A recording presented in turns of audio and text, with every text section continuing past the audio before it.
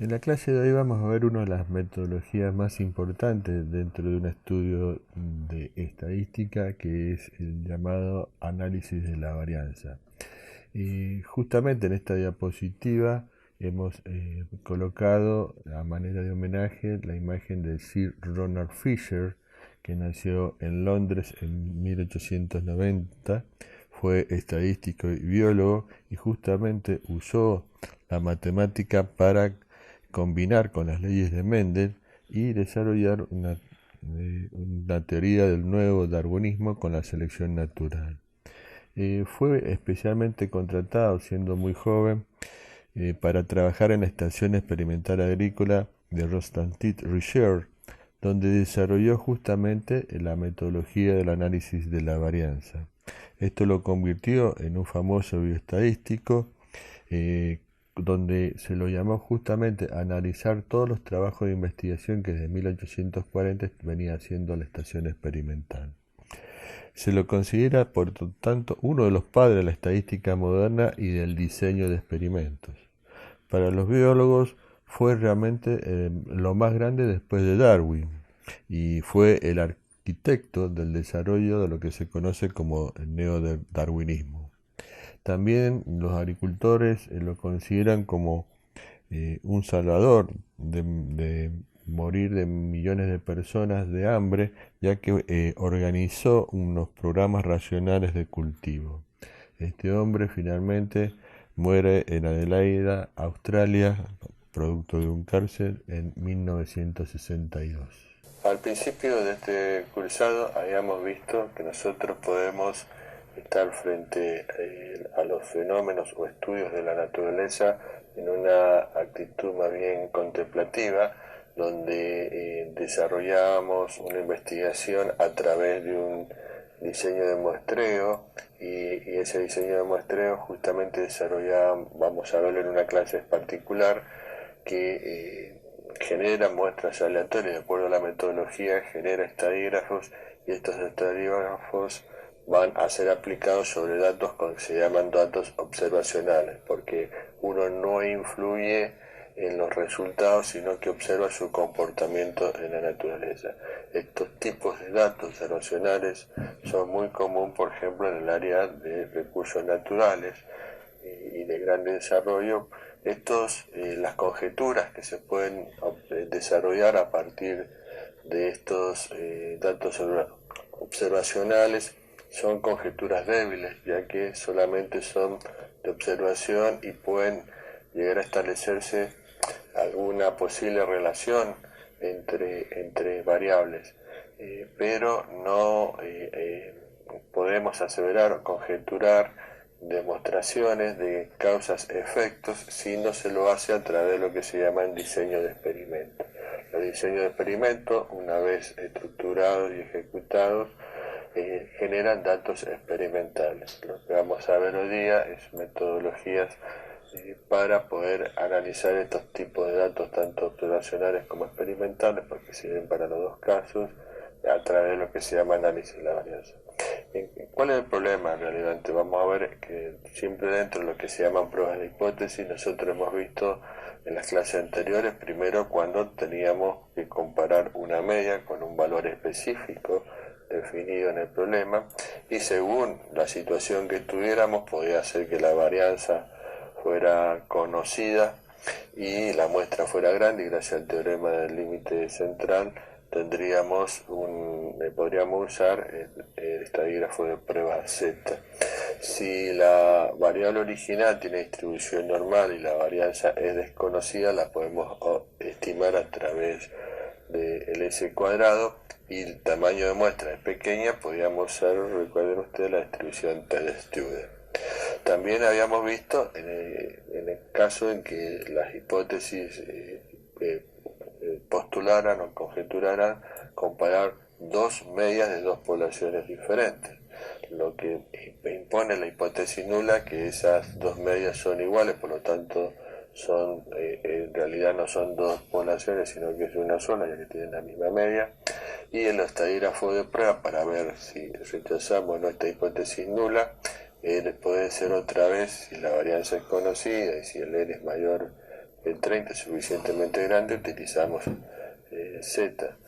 Si la muestra es grande, la distribución es normal y el tamaño es pequeño, también podríamos usar Z. La varianza desconocida, la variable original de distribución normal, pero la muestra es pequeña, entonces sí podemos utilizar la distribución T, al tener que utilizar otra vez la varianza muestral en la estimación. Pero ¿qué pasa si nosotros queremos comparar más de dos medios? O sea, tener tres poblaciones y querer comparar las medias, si hay diferencia entre las tres medias o si las tres medias poblacionales en realidad son iguales y todo lo que estamos sacando son muestras de una misma población. Frente a eso todavía no tenemos desarrollado una metodología de cómo analizar estos problemas y es justamente lo que va a ser el desarrollo de esta clase. Entonces el problema que tenemos que resolver en esta clase es qué procedimiento utilizamos cuando queremos comparar más de dos medias. La pregunta más sencilla que uno se puede hacer es, bueno, supongamos que queramos comparar tres medias poblacionales entre sí, donde la hipótesis nula sería que las tres medias de las poblacionales son iguales, que en realidad no son tres distribuciones diferentes, sino que es una misma población donde las tres medias que estamos viendo son iguales, en realidad son de una sola población. Y lo único que estamos haciendo es sacando muestras de una misma población. Eso sería lo que la hipótesis nula, vamos a ver, estaría planteando. En vez de desarrollar un procedimiento nuevo, directamente podríamos tomar de a pares las distintas medias poblacionales que ponemos a consideración y aplicamos, por ejemplo, un estadígrafo de prueba como sería la prueba de T. El problema que surge es que en cada una de las pruebas de T que aplicamos comparando las dos medias poblacionales, o sea, tomadas de a pares, nosotros tenemos ahí una confianza de 1 menos alfa. Y como lo hacemos tres veces en la prueba, o sea, tenemos tres pruebas, tenemos una confianza 1 menos alfa elevado a la 3. Lo cual si lo elevamos al cubo a 0,95, en realidad vamos a tener una confianza de 0,86 en vez de ser el 0,95 que desearíamos que fueran en conjunto. En general, conforme incrementamos entonces el número de pruebas significativas individuales, estamos aumentando el riesgo de obtener una diferencia únicamente por azar, o sea, en vez de una diferencia real de las medias como nosotros estamos buscando.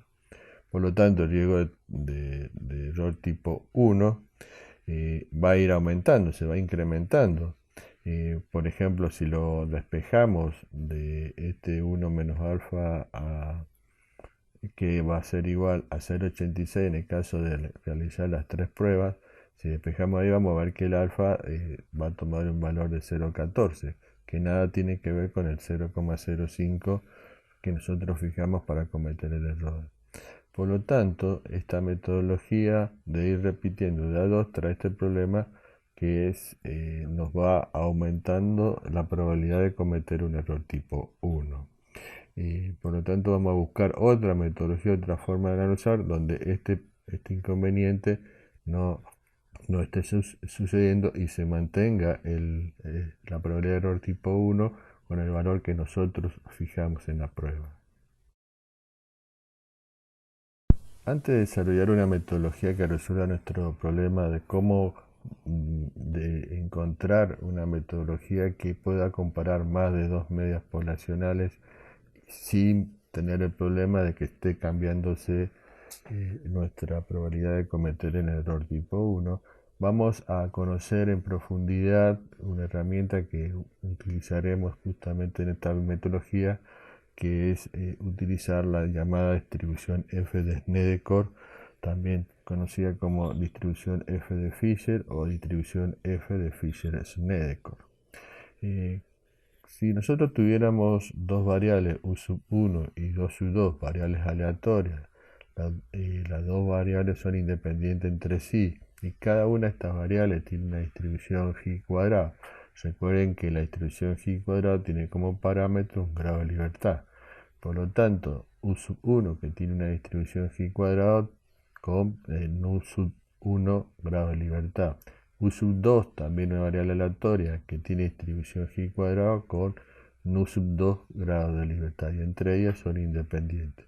Si nosotros construimos una variable aleatoria f que resulta del cociente entre la variable aleatoria u sub 1 dividido su correspondiente grado de libertad nu sub 1 y eso partido por los valores de la que toma la variable u sub 2 dividido su grado de libertad nu sub 2, ese cociente entre dos variables aleatorias g cuadrado con su grado de libertad recibe el nombre de f. La letra f fue colocado en honor justamente de Fisher. Esta variable aleatoria, que es la variable aleatoria f, se puede demostrar que tiene una distribución f de Snedeker si tiene la siguiente función de densidad, que es la que ustedes ven en la diapositiva. Por supuesto, no es para aprendérsela de memoria, ni mucho menos por la complejidad que tiene la misma, sino analizar de que justamente esta función de densidad tiene como parámetro los grados de libertad nu sub 1, que vamos a ver que son los grados de libertad del numerador de la variable aleatoria f, y nu sub 2, que son los grados de libertad que están en el denominador de la variable aleatoria f. Fíjense que en la expresión justamente el parámetro que necesitamos conocer para poder dar valor a esa función son justamente los grados de libertad nu sub 1 y nu sub 2. En la expresión aparece nuevamente una función que ya habíamos visto también en G cuadrado, que es la función gamma, y por supuesto se necesitan los valores de f que va a ir cambiando los valores de la función. Por lo tanto, esta función está definida por los valores de f, son todos valores positivos. Acuérdense que es un cociente entre dos variables aleatorias g cuadrado y también los g cuadrados son valores positivos, por lo tanto f también es positivo. Y los grados de libertad son todos números enteros positivos.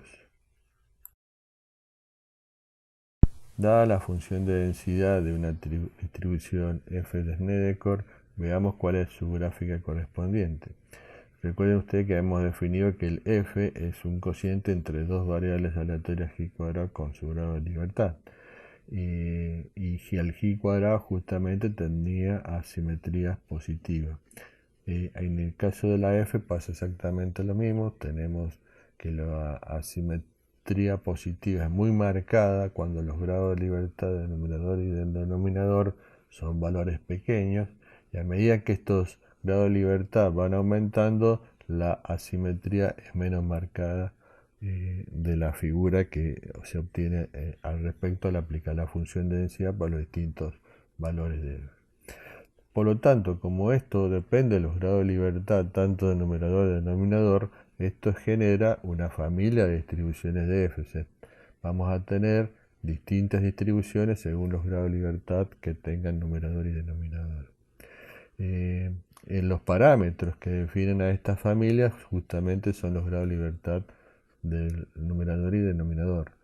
La distribución f, por supuesto, la variable f es una variable aleatoria continua, el cociente entre dos variables aleatorias continuas, por lo tanto el f también es una variable continua y la distribución que le corresponde es la función de densidad para variables aleatorias continuas.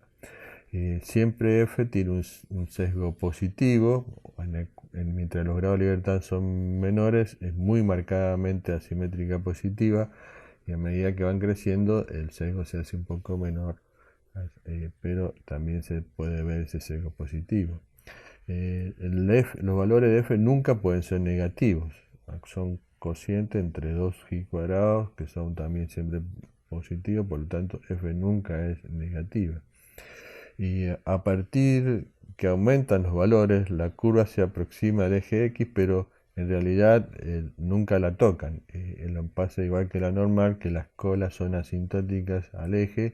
En el caso de la cola derecha, no la toca la función de densidad.